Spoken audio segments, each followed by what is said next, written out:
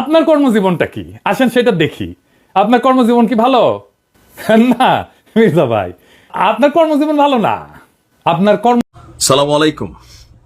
শেখ হাসিনা নামটার মধ্যে একটা আতঙ্ক কাজ করে এই মুহূর্তে বাংলাদেশের অনেক মানুষের, বিশেষ করে এই সরকার পতনের। সালাম আলাইকুম।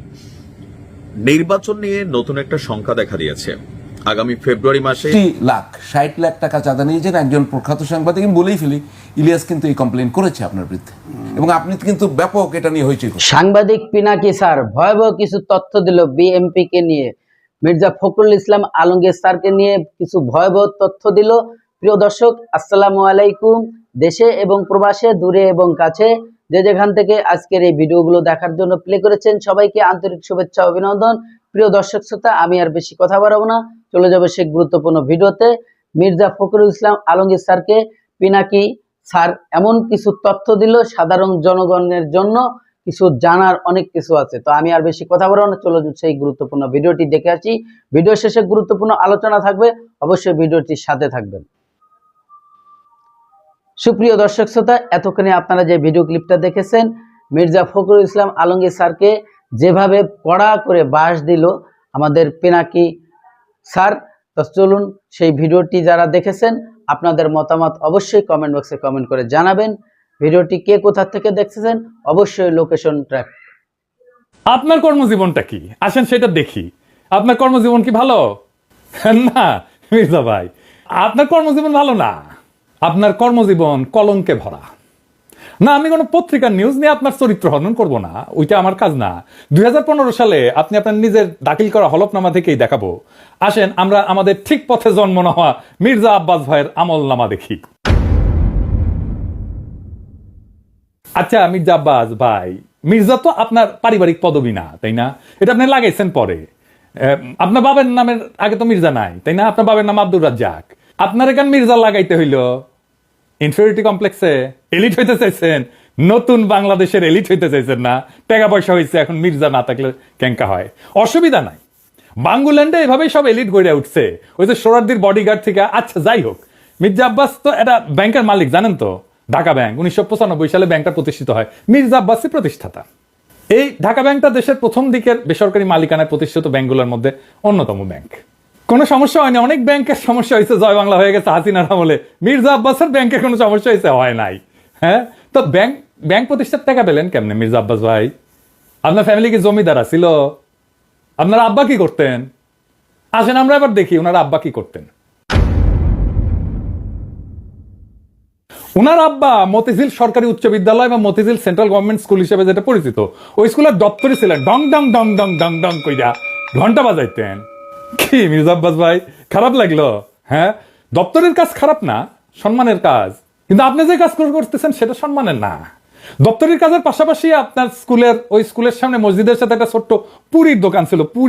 পুরি বানাইতেন আপনার আব্বা, ওই পুরীর দোকান চালাইতেন। ওই সিপার পুরীর দোকানের জমিটাও ছিল রেলের। এখনো আপনি রেলের জায়গা দখল করে বাসা বানায় বসবাস করছেন। হয়তো পরের জায়গা, পরের জমি, ঘর বানাইয়া আমি রই।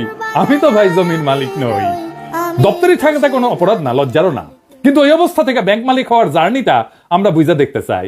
কেমনে বাংলাদেশের এলিট তৈরি হয়েছে, কেমনে বাংলাদেশের পলিটিশিয়ানরা তৈরি হয়েছে, কেমনে বাংলাদেশের রাজনীতিতে দুর্বৃত্তায়ন হয়েছে।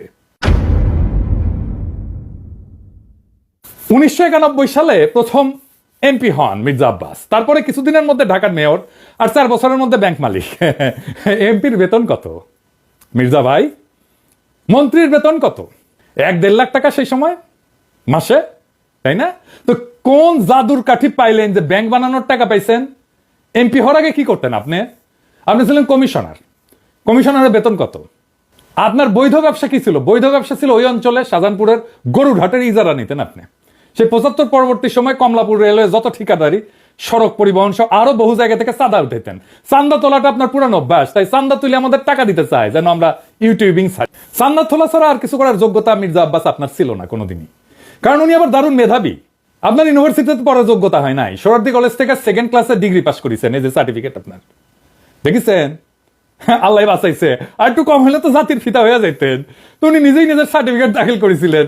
যাই হোক, এই একাডেমিক কোয়ালিফিকেশন নিয়ে আপনার তো কেরানিরও চাকরি হইতো না কোথাও, বাংলাদেশেও না। আপনার তো কিছু করার ক্ষমতাই নাই, ইউটিউবের টাকা পাওয়া। সালাম আলাইকুম। শেখ হাসিনা নামটার মধ্যে একটা আতঙ্ক কাজ করে এই মুহূর্তে বাংলাদেশের অনেক মানুষের। বিশেষ করে এই সরকার পতনের পর এই মুহূর্তে যারা শেখ হাসিনার মামলাগুলো নিয়ে বিশেষ করে ধরেন ইনভেস্টিগেশন করছেন সরকারি পুলিশ কর্মকর্তারা, গোয়েন্দা বিভাগের কর্মকর্তারা, বা তার বিরুদ্ধে যে মামলাগুলো দায়ের হয়েছে সেই মামলাগুলোতে যারা উকিল আছেন, মুন্সি আছেন, বিচারক আছেন বা বিভিন্ন কলাকৌশলী আছেন, প্রত্যেকের কিন্তু একটা টেনশন থাকে, যেমনটা বেগম খালেদা জিয়ার সময়ও ছিল। কেননা এই দেশে ক্ষমতার পালাবর্তন ঠাস করে হইয়া যায়। তো টেনশনের জায়গাটা তখনই তৈরি হয় যে ক্ষমতা পরিবর্তন হইলে তখন আসলে এই যে যারা আছেন পলিটিশিয়ানরা অনেকে ভাইগা টেগা যান বা খুব বড় কর্মকর্তারা ভাইগা যান, বাকিরা তো বাংলাদেশে থাকা লাগে বা তাদের পরিবার আছে। তো বাংলাদেশ যেই প্রতিহিংসামূলক একটা রাষ্ট্র, আমরা রাজনীতির পালাবর্তনে বা ক্ষমতার পালাবর্তনে যেই প্রতিহিংসাগুলো সামনে দেখি, বিভৎস ঘটনাগুলো দেখি, সেখান থেকে ভয় পাওয়াটা স্বাভাবিক। একটু আগে আমরা দেখলাম যে বাংলাদেশের প্রথম সারির গণমাধ্যম দৈনিক ইত্তেফাকে করা একটা প্রতিবেদন বলছে সাবেক প্রধানমন্ত্রী শেখ হাসিনা মামলা পরিচালনার সাথে জড়িত প্রসিকিউটর, যারা আইনাঙ্গনে কাজ করেন, মামলাগুলোর তদন্ত কর্মকর্তা, আইন শৃঙ্খলা রক্ষাকারী বাহিনীর সদস্য, পুলিশ বা আরো বিভিন্ন যে সংস্থাগুলো আছেন, আদালতের যারা কর্মচারী আছেন, তাদেরকে ভয়াবহ পরিণতির হুমকি দিয়েছেন।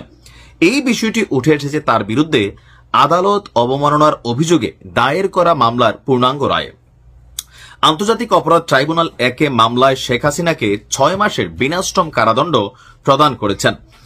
2রা জুলাই বিচারপতি মোহাম্মদ গোলাম মুর্তজা মজুমদারের নেতৃত্বাধীন 3 সদস্যের আন্তর্জাতিক অপরাধ ট্রাইব্যুনাল এই মামলার রায় ঘোষণা করে।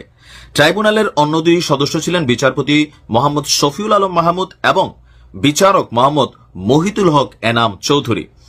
এই মামলায় শেখ হাসিনার পাশাপাশি গাইবান্ধার গোবিন্দগঞ্জের আওয়ামী লীগ নেতা শাকিল আকন্দ বুলবুলকেও 2 মাসের বিনাশ্রম কারাদণ্ড প্রদান করেছে ট্রাইব্যুনাল।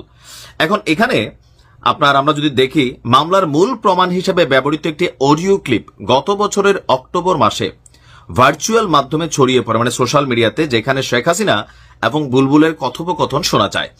এই অডিওটি সিআইডির ফরেনসিক ল্যাবে পরীক্ষা করা হয় যে এটা কোনো ফেক অডিও নাকি রিয়েল।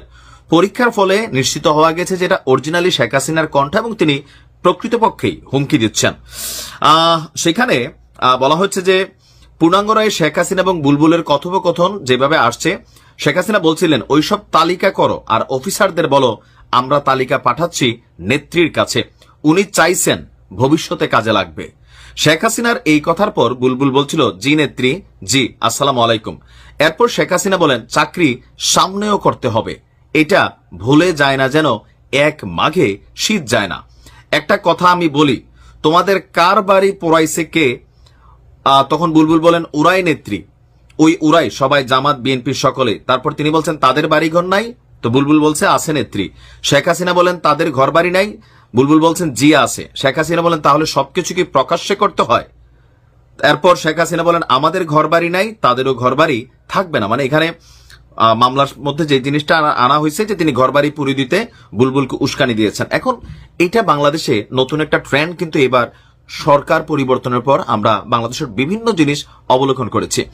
তো আমি বরাবরই তখনও একটা কথা বলছি, এখনো বলি, বাংলাদেশে না সারা পৃথিবীতেই সম্ভবত, তবে আমাদের দেশে একটু বেশি, ভালো কাজের পুনরাবৃত্তি পরবর্তী মানুষগুলা করে না, ভালো কাজের মেসেজ কেউ নেয় না। কিন্তু যেটা মন্দ কাজ, খারাপ কাজ, প্রতিহিংসা, প্রতিশোধ, মানে এই মেন্টালিটির যে জিনিসগুলো আছে, ওই যে আপনি যারা রাগের মাথায় একটা চড় দিচ্ছেন, আপনি হয়তো দিয়ে ফেলছেন, কিন্তু সে কিন্তু পাল্টা আপনারা চড় দিবেন, আপনারা ঘাই দিয়া দেয়। কেন?